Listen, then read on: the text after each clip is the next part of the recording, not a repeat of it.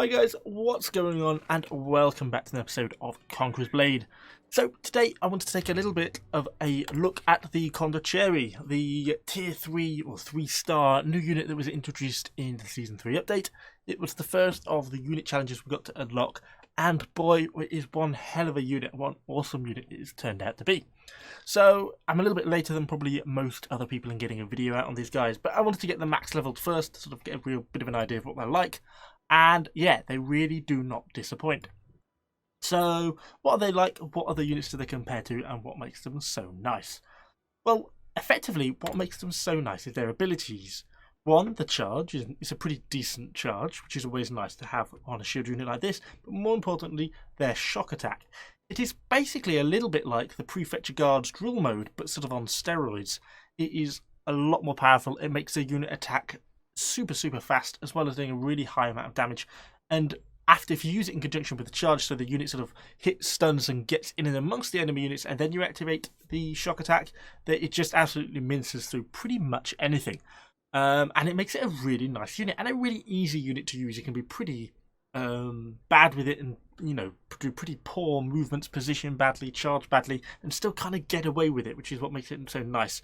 Really kind of suits my sometimes mediocre playstyle. So I've obviously gone down the top line from a veterancy line point of view, because this is what gives you all the damage increase.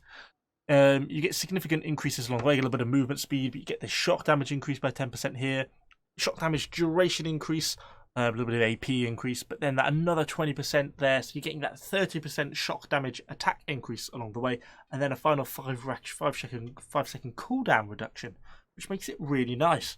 I think once you compare this as well, the fact they get, you know, almost 1600 base slashing with, well, 1350 slashing AP, which is really nice. Remember, this is a 3-star unit. It just makes it very usable. Remember, they got a leadership of 175. Is really quite low. Doctrine wise, I've obviously stuck slashing AP and a slashing damage one on because I had them both, and obviously that's the main damage type they do. I think they probably do blunt on the charge, but yeah, I've been going for the slashing for the extra damage. We get this Condottieri specific guard doctrine, which you're going to get once you complete all the unit challenges. This comes kind of at the end. It's a permanent doctrine, gives that 3-second cooldown to the shock attack.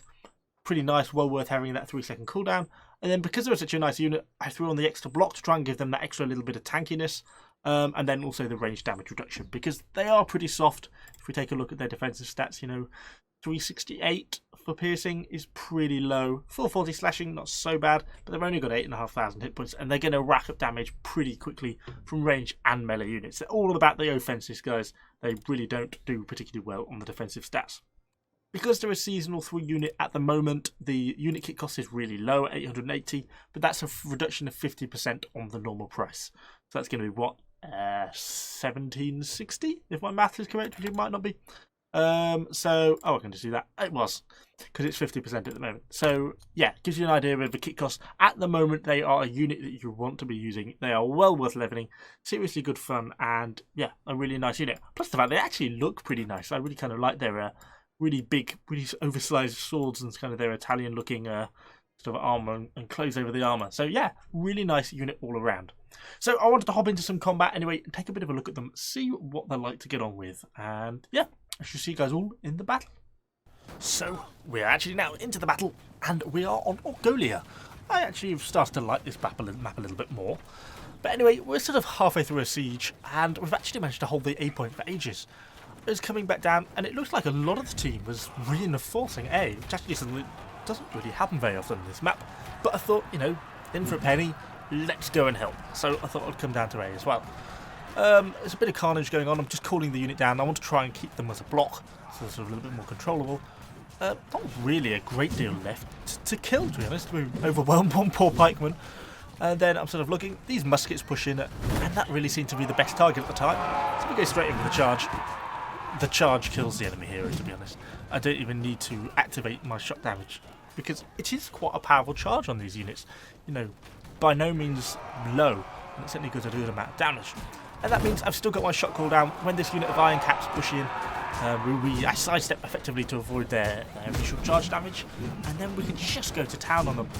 So a combination of my using my maul and these guys, they just cut through these iron caps because they just, with that shock damage activated, they hit so much harder, so much faster, and for such a higher amount of damage that we just, completely eliminated that unit of iron caps, and we didn't take a single casualty, and that entire unit is gone. Not that iron caps are an amazing opposition, but remember, these guys are only a 3-star unit. They're only 175 leadership. These are not a super high tier unit. We are not dealing with a tier 5 unit here. So with that stuff going on at A, I noticed there was a bit of stuff starting to stack up on B, and with a lot of the team at A, I've been really trying to work on my situational awareness, and I thought, right, let's pull out, get round and get to B, because there's not a lot at B and we don't want to end up losing it. I'm just grouping the unit back up, and it's the team holding okay so far, so I wanted to get the unit here together rather than sort of drop in as dribs and drabs. Get lined up. I'm a little bit far away really, I should have got closer before I charged, but we get the charge in, and these poor spears just, look at this is just so brutal, they just get cut to pieces. And again, not a single casualty so far, and that's the entire unit gone. It's just how ridiculous. They just absolutely munch through stuff. I didn't want to chase down the tower, and unfortunately, we lose a man. A casualty is sustained. But, by now we've eliminated 2 full units. And it just shows how much damage that shock attack does when it gets activated. You can see how truly effective it is.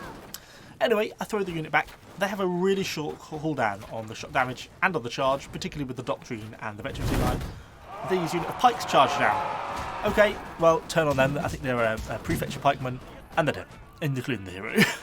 I mean, if this unit isn't perhaps a little bit too powerful, then I don't know what is. For a 3-star unit, the damage potential is really, really intense. I think it is worth pointing out, though, they are a glass cannon unit. They do have amazing offensive capabilities and a really nice charge. And so long as you get the drop, so long as you get that charge off and then rapidly activate your shock attack, you'll be fine. If something charges you, or you get kind of hit out of position, then they die really fast. Because as we saw at the start, they have that really quite low armor values, not a tremendous amount of health, and really not a lot of block to them. They're not like squires, they're not a naturally tanky unit. So yeah, they are a little bit of a double-edged sword. Once you get hit badly, they die pretty fast. But if you can keep the momentum going, keep the edge going, then they're really, really dominant. So after clearing out a few people at B, and seeing that the A point had now fallen, I was a little bit conscious that, one, this gate might not have been closed, but I was also thinking because they have the siege tower up on the opposite end of that first wall, I was kind of expecting some people to come up there and climb up the ladders and try and outflank and capture the C point, which is why I'm pulling back to take a little bit of a look. I kind of wanted to see if anyone was looking to outflank us in that spot. Really kind of was expecting someone to, but it doesn't look like they really did. Most of them seem to be stacked up on this ramp out here. So I think, well, if no one's going to bother going that way, I might as well go back to the B point, see what else we can find to munch with our Condottieri guards. So I'm heading back, taking a bit of a look. Ideally, I would have gone to the supply point, but there's only 2 minutes left of the game, and I think it's not in that bad a health, so I didn't bother. Just drag the unit back with me. They do move pretty quickly, these guys. They're not a slow unit. And we find the enemy has brought down another unit of Condottieri guards. And this is where I mean by getting the drop. So because they mostly missed their charge, I was able to get the side swipe in, and that's them dead. So that goes to show kind of how it's a little bit of a double-edged sword. You sort of... God, he went a long way. He just got absolutely annihilated by that trebuchet. But they are really sort of win or lose in the flip of a coin type unit. So as you saw there, because they missed that charge slightly, it meant I was able to get the drop on them because they went through the middle of the gap. I hit the side. My charge did, both a good chunk of damage, 2,000 or 3,000 damage, but it also caused the stun back and the knockback. And then when I got my shock attack activated, that means that I hit the first sword strike and probably the second one as well. And by then they're dead. And that's why that enemy unit of Condottieri went from a full stack unit to nothing in about 3 seconds. So yeah, it's a real sort of double-edged unit. So we've only got a minute left now. I should have perhaps been a bit more aggressive here. I was a bit reluctant to fight right at the base of the siege tower with so much stuff coming over. I kind of wanted the team to stay more on the B point and the enemy to sort of push out the siege towers to give me a slightly more cleaner run, which they do in the end, but maybe I should have pushed in earlier. Anyway, these other units come down. We get the charge off because the enemy hits into the front of our shields. And then it's just a case of finding what we can to kill. This poor unit of spears come down. Again, that's them dead. well over 200 kills now, and I just let the unit go and do what it's right. I just pressed V at this point and let it go on a frenzy. I'm just looking for things to kill, as are the Condottieri. They're looking for things that they can munch through, and even without their shock attack activated, they still hit really quite hard. Remember, they still have that pretty high amount of slashing AP and slashing damage, which makes them such an effective unit. Unfortunately, we managed to finally get that little hero trying to run away, and then I'm just sort of swinging around me, bringing the unit up, trying to get what damage I can, put the shock attack back on, but, you know, there's not enough time really left in the game. But obviously an easy victory with these guys, and easy 120 kills, 2 hero kills, and it kind of goes to show how effective these guys really can be. They are really brutal. If you get the charge off, or you manage to get around the back of someone or into an enemy unit without taking that initial stun or knockdown, then they just do an absolute ton of damage, and they really are super effective and well worth getting. So if you're wondering, should you unlock the Condottieri? Yes, they are absolutely a unit you need. For the 800 unit kit cost at the moment, so through Season 3, for 175 leadership for a 3-star unit, these guys absolutely rock. They have a nice charge, they have an absolutely awesome shock attack, which has just such a small cooldown.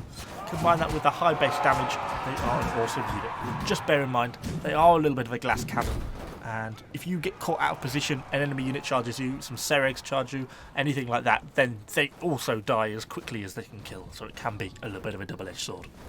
Anyway, that's all I've got for you today. Hopefully you've enjoyed this video. If you have, do let me know what you think in the comments down below. Of course, subscribe to the channel for a load more Conqueror's Blade content. Thanks for watching, guys, and I shall see you all on the next video.